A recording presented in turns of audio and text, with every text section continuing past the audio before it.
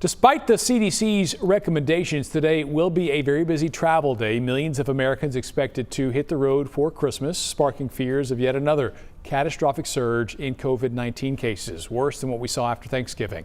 Ariel Placencia joins us live from DFW Airport this morning, trying to stay warm as she shares a look at those numbers with an update on that COVID mutation overseas by the well that certainly has a lot of folks concerned. Yeah, hey, good morning, Mark. So lots to cover this morning, and I'm going to start with this. So the TSA is reporting that they've seen around 1 million passengers come through their travel checkpoints every day since last Friday. So certainly people are traveling this holiday season. And Mark, you touched on the news out of the UK. That certainly has a lot of people concerned this morning. And as of right now, travel is not banned to the UK from the US, but of course, health officials are keeping a very close eye on this. And what we're talking about this morning is a new strain of COVID-19 that caused multiple countries to ban travel from the UK, grounding planes and also leaving trucks headed into France backed up for miles.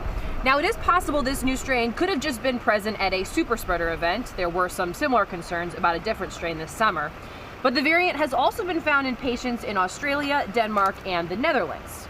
Keep in mind, mutations, they aren't new. There are dozens, if not hundreds of variations of the original COVID-19 strain discovered in Wuhan, China. But this one is a little noteworthy because it has 17 mutations, a higher number than usual, and it also quickly became the dominant one in the UK.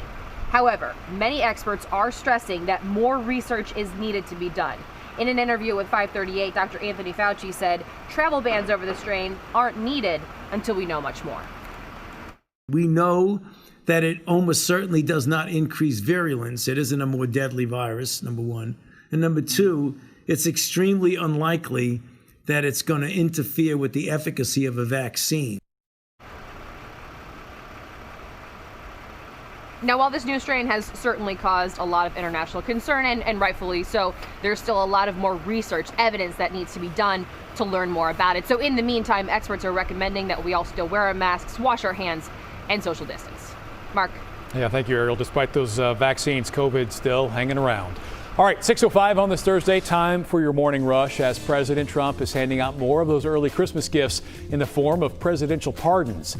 On the latest list of more than 24 folks, his former campaign manager, Paul Manafort, and longtime ally, Roger Stone, both of them indicted by the special counsel, Robert Mueller. Also pardoned, Charles Kushner. That last name may ring a bell because he is the father of Trump's son-in-law, Jared Kushner. He pleaded guilty to tax evasion, among other charges. A beloved pastor in McKinney has died of COVID-19. Pastor Fred Thomas, you can see him on your screen there. He tested positive a couple of weeks ago. His wife says his condition went downhill quickly the very next day. Not only did he inspire, he also brought a lot of laughter. As a Christian comedian, we featured him in a story years ago, right here on Daybreak. And they are getting ready for Christmas in Bethlehem. Security forces are in place and city workers are disinfecting the Church of the Nativity. Christmas celebrations are usually attended by faithful from around the world this time of year, but in this time of COVID, they are limited to city residents only. And boy, check this out. I know a lot of North Texans would love to have a white Christmas, but when you see scenes like this one, you might want to rethink that. We're showing you Minnesota in the midst of a blizzard warning. Whiteout conditions so bad there, the National Weather Service has simply told everybody to stay home and enjoy the Christmas scenes looking through their windows.